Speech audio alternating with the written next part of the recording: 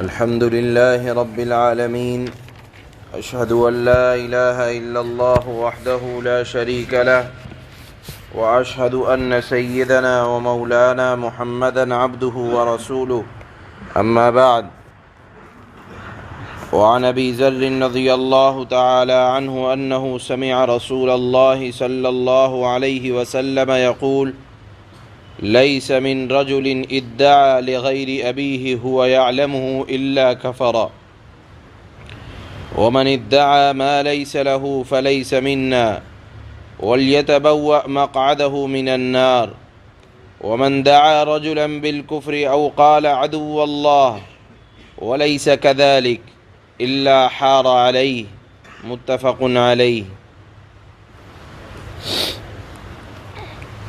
اس حدیث کے اندر 3 گناہوں کا انجام اللہ کے نبی صلی اللہ علیہ وسلم نے بیان فرمایا ہے۔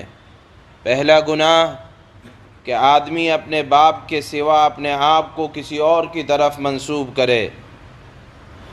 پہلے زمانے میں بھی ہوتا تھا اور اب بھی ہوتا ہے کہ جو معاشرے میں خاندان لوگ کم نگاہ سے دیکھتے ہیں تو وہ لوگ اپنے آپ کو بڑے خاندان کی طرف، جو اگرچہ خاندان کا تعلق صرف تعارف کے لیے ہوتا ہے، لیکن کوئی اگر اپنے خاندان کو چھوڑ کر اپنے آپ کو کسی اعلیٰ خاندان کی طرف منسوب کرے، یہ ہوتا ہے ایسے مواقع پر کہ جب آدمی اپنے آپ کو بڑا ظاہر کرنا چاہے۔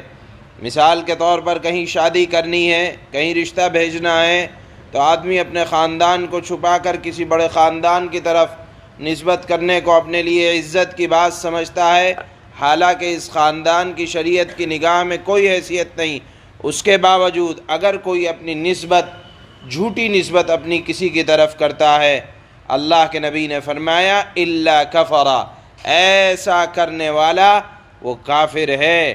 دوسری بات، دوسرا گناہ اس حدیث میں بیان کیا گیا، وَمَنِ ادَّعَى مَا لَيْسَ لَهُ، کوئی گھر آپ کا نہیں ہے، کوئی چیز آپ کی نہیں ہے، لیکن آپ جھوٹا دعویٰ کرتے ہیں کہ یہ میری ہے یا اس پر میری ملکیت ہے۔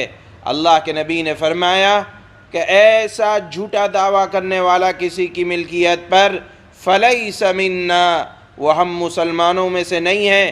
وَلْيَتَبَوَّأْ مَقْعَدَهُ مِنَ النَّارِ، اس کو چاہیے کہ اپنا ٹھکانہ، یعنی آنے والا ٹھکانہ اپنا وہ جہنم میں بنا لے۔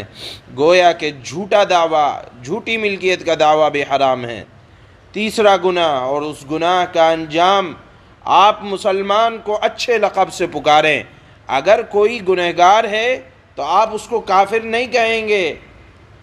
اگر آپ نے کسی مسلمان کو کافر کہہ دیا یا یہ کہہ دیا اے اللہ کے دشمن، کافر کسی مسلمان کو کہا، تو اللہ کے نبی فرماتے ہیں الا حار علیہ، اس جملے کا انجام خود اس کی طرف، کہنے والے کی طرف لوٹے گا۔ لہذا بلا وجہ زبان کو الٹا سیدھا کسی مسلمان کے متعلق اور اس کی عزت کے متعلق نہیں اپنی زبان کو خراب کرنا چاہیے، ورنہ وبال اس کا اپنی طرف لوٹتا ہے۔ یہ 3 گناہ اور 3 گناہ کا انجام اس حدیث میں بیان کیا گیا ہے۔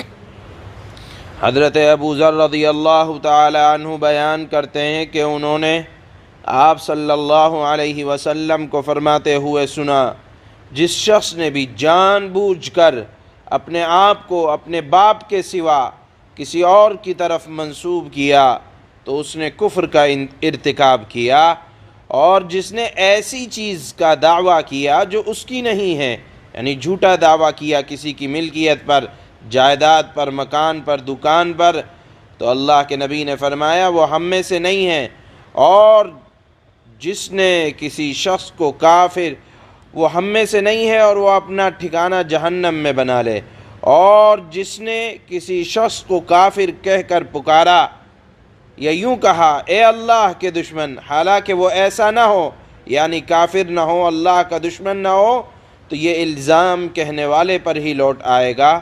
بخاری اور مسلم کی حدیث ہے اور یہ الفاظ مسلم کی روایت کے ہیں۔ سبحان اللہ و بحمدہ، سبحانک اللہم و بحمدک، نشہد ان لا